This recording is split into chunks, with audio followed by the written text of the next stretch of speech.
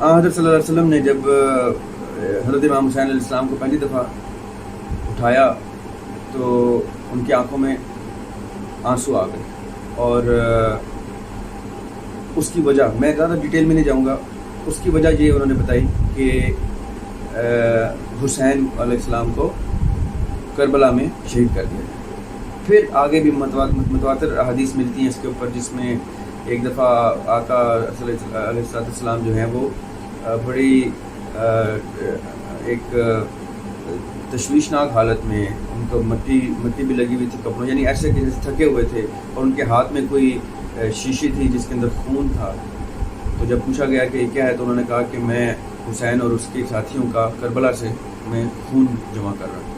اب یہ ساری احادیث ڈیٹیل میں ملیں گی آپ کو، مختلف علماء نے لیکچرز میں ریفرنسز کے ساتھ یہ کوٹ کی ہوئی۔ میرا مقصد آپ کو ریفرنس تک لے کے جانا نہیں، میرا مقصد آپ کو اس کے ایسنس تک لے کے جانا۔ جب آقا علیہ السلام نے یہ کہہ دیا کہ حسین علیہ السلام نے شہادت ان کی ہونی ہے، تو یہ سمجھ لیں کہ پروفیسی ایسی کہ یہ ٹل نہیں سکتے تھے، اس لیے اس سے کوئی غیر ضروری چیزیں باندھنا بھی کی بھی آپ کو ضرورت نہیں۔ اس کا مطلب یہ ہے کہ ان کی زندگی میں ان کے اس دنیا میں آنے کا مقصد آقا علیہ السلام نے خود سے عیاں کر دیا تھا۔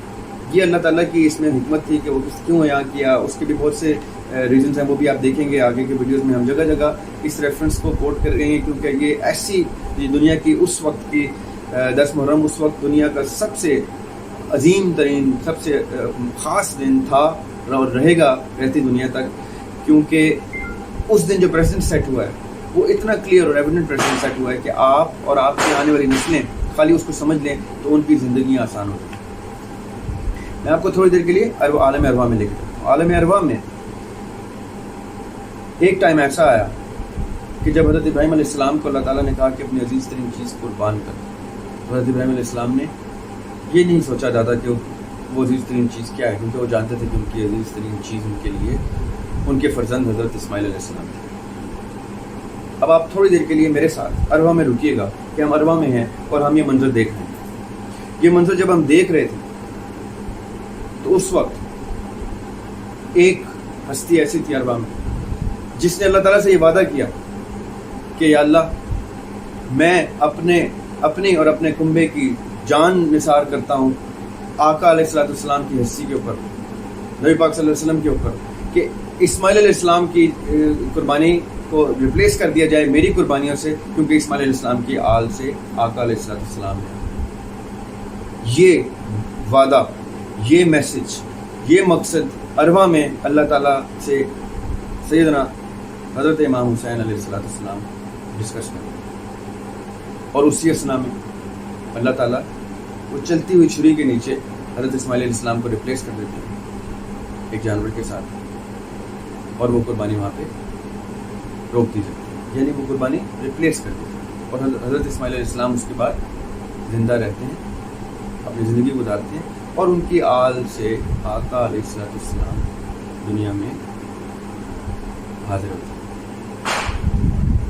اب اس پوائنٹ سے وہ تمام لوگ، وہ تمام علماء، میری آڈینس پرٹیکولرلی وہ علماء ہے جو یہ اس حدیث کا مطلب آج تک سمجھ نہیں پائے اور سمجھا نہیں پائے کہ حسین مجھ سے ہے اور میں حسین سے ہوں۔ حسین مجھ سے ہے، کامن سینس کی بات ہے کہ آپ کو سمجھ آ جائے کہ حسین ان کی صاحبزادی کے صاحبزادے ہیں، حسین ان سے ہیں، یہاں تک سمجھ آ جاتی ہے اور سمجھا بھی پاتے ہیں۔ میں حسین سے ہوں، یہ آج تک وہ سمجھا نہیں پائے، اس کو آج آپ کو یہ بات سمجھ میں آ جانی چاہیے کہ وہ حسین مجھ سے تک کی بات تو سب کو سمجھ میں آ گئی۔ میں حسین سے ہوں کہ کانسیپٹ آپ کو آج سمجھ آ جائے گا کہ اگر حسین نے ارواح میں یہ قربانی کال نہ کی ہوتی، اللہ تعالیٰ کی حکمت اور تدبر ایک طرف کہ وہ اور طریقے سے ضرور اللہ تعالیٰ آقا نے آنا تھا وہ آ جاتے، لیکن یہ پرٹیکولر پیتھ ہوئے، یہ پرٹیکولر پیسج جس کے تھرو حضرت اسماعیل علیہ السلام سے احمد کا آنا، نبی پاک صلی اللہ علیہ وسلم کا آنا، یہ وہ پیسج، یہ وہ میکنزم ڈیولپ نہ ہوتا اگر اس قربانی کے ٹائم پہ حضرت اسماعیل علیہ السلام کی قربانی ایز اٹ از ہو گئی ہو۔ اب یہ مقصد اوپر کال ہوا اور دنیا میں آ کے بہت خوبصورتی سے اس مقصد کو ادا کر دیا۔ آج میں آپ کو یہ بات کلیئر کر دوں، اس حدیث کے آگے کا حصہ بھی کہ جو حسین سے محبت کرتا ہے اللہ اس سے محبت کرتا ہے، اور آگے یہ بھی آتا ہے کہ حسین قبیلوں میں سے ایک قبیلہ ہے۔ اب میرے پہلی درخواست تمام علماء کو یہ ہے، چاہے وہ سنی ہیں، شیعہ ہیں یا اہل حدیث ہیں، بریلوی ہیں، کسی بھی مسلک سے تعلق رکھتے ہیں، اگر وہ اس عقیدت سے تعلق رکھتے ہیں جس عقیدت کا ذکر اس حدیث میں تو وہ آقا کی آل سے. اگر وہ اپنے آپ کو کہہ سکتے ہیں کہ انا من حسین، آج آپ کے سامنے آج ایک سمپل سا چیلنج رکھ لیجیے کسی کے سامنے، کسی بھی عالم سے ملے، ان سے کہ کیا آپ حسین سے؟ کیونکہ آقا تو حسین سے، آقا نے کہا انا من حسین. اگر آپ بھی کہہ سکتے ہیں کہ انا من حسین تو آپ ٹھیک عالم نہیں، تو اس کا مطلب ہے کہ آپ حدیث کے آخری حصے میں جہاں پہ آقا صلی اللہ علیہ وسلم نے کہا کہ حسین قبیلوں میں سے ایک قبیلہ ہے تو وہ اس قبیلے سے نہیں ہے، اگر وہ یہ تسلیم نہیں کرتے کہ حسین سے. اب اس کو تھوڑی دیر سائڈ پہ کر لیتے ہیں. یہ وہ کانٹروورشل ٹاپکس ہیں جو ہم الگ سے ڈسکس کر چکے ہیں، وہ آپ ویڈیوز دیکھیں گے.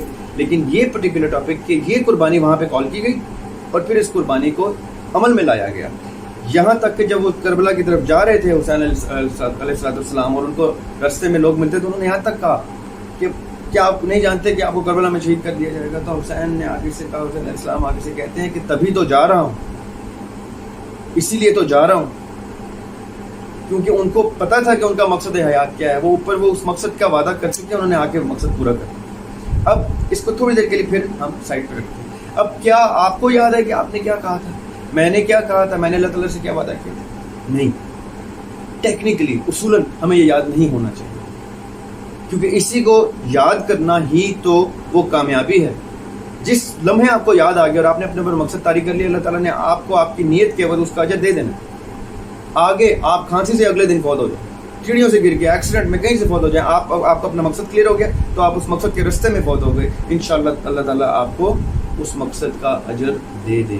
لیکن اگر آپ کو وہ مقصد سمجھ میں نہیں آیا، آپ نے وہ مقصد طاری نہیں کیا، آپ نے کچھ اپنے اوپر ایسا کوئی فریضہ واجب ہی نہیں کیا جس کے اوپر زندگی کو بیس کر دیا، تو آپ موسٹ پروبیبلی آپ میری بات کو بھلے غلط پیرائے میں نہیں، وہ جو بھی شخص ہے وہ پھر غلط راستے پہ اٹھایا جائے گا، چاہے اس نے حج کیا، زکات دی، کچھ کیا.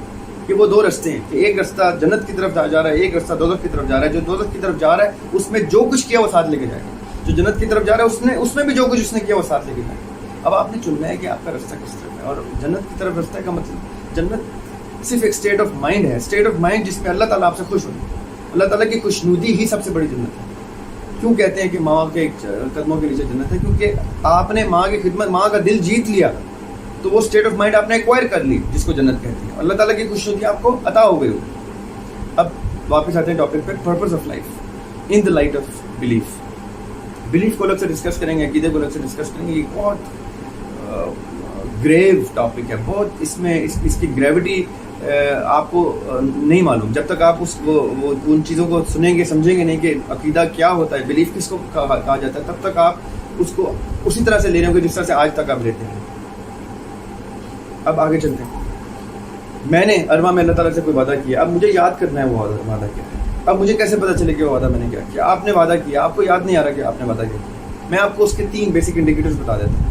ان انڈیکیٹرز کے اوپر آپ اپنے کسی بھی مقصد کو رکھیں. اگر وہ مقصد ان انڈیکیٹرز کے اوپر پورا اترتا ہے تو وہ مقصد درست ہے. اگر نہیں اترتا تو سمجھ لیں کہ وہ مقصد غلط ہے، چاہے وہ کتنا ہی بڑا مقصد کیوں نہ نظر آ رہا ہو. آپ یہ میری بات توجہ سے سنیے، یہ بات بہت قابل غور بات ہے.